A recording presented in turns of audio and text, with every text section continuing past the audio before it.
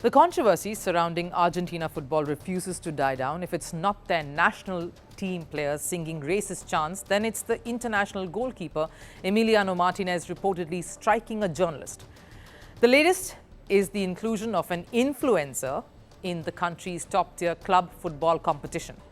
Football club Deportivo Riestra picked up an influencer, Ivan Buakerok, who famously goes by the name Spreen, let's stick to that, to play a top-tier game.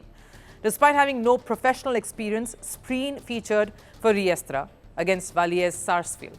Prominent voices in Argentina were not amused, and the club is facing the wrath of fans for this publicity stunt. A report. Exhibition matches are a great way to increase the reach of a sport, like Saudi Arabia organizing the Six Kings Slams to boost the popularity of tennis in the country. But while Saudi Arabia went ahead and included top names in the tennis fraternity, Argentina football club Deportivo Riestra decided to introduce an influencer, Ivan Buakerok, who goes by the name Spreen in a top-tier game. Spreen has 15 million followers across his social media channels, which includes 9 million subscribers on his video game live streaming service. So Spreen's inclusion was bound to draw some eyeballs. And it did. What's shocking though is that Spreen has had no professional experience playing football. Yet, he was named in the playing 11 of a top-tier side facing league leaders Velez Sarsfield. And this move did not go down well with prominent voices in Argentina.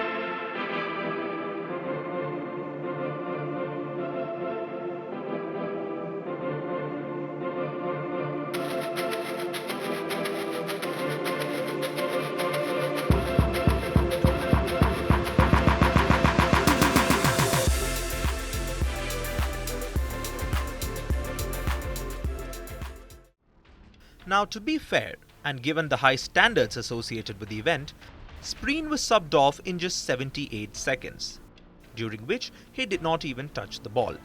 And want to guess what that 78 seconds did? Just by taking the field, he racked up 3.4 million views, in comparison to the thousands that a league game typically gets.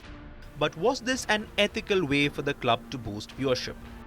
Following the backlash, Deportivo Riestra even issued an apology.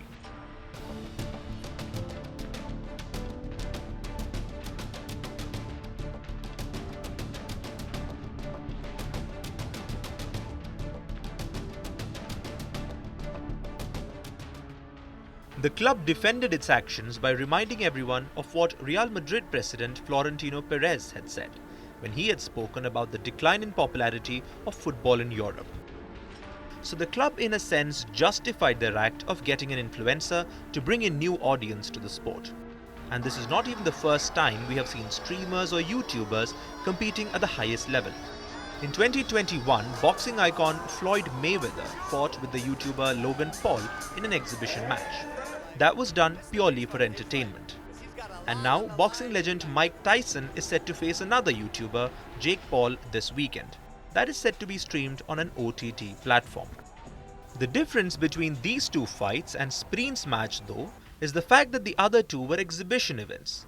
But Spreen was part of a top-tier football match, and it happened in Argentina, who are currently world champions, country that is represented by Lionel Messi. So, do they really need an influencer's inclusion to boost the popularity of the sport? Because when Argentina won the World Cup, this is what followed.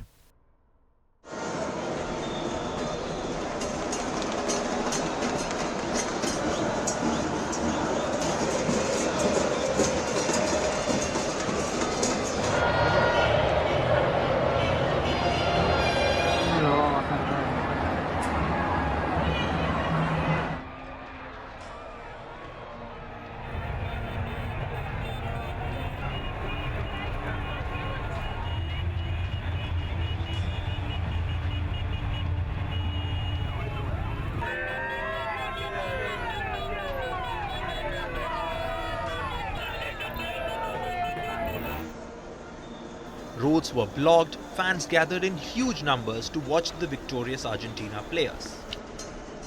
If this country needs an influencer to promote a top-tier league match, then maybe they're barking up the wrong tree.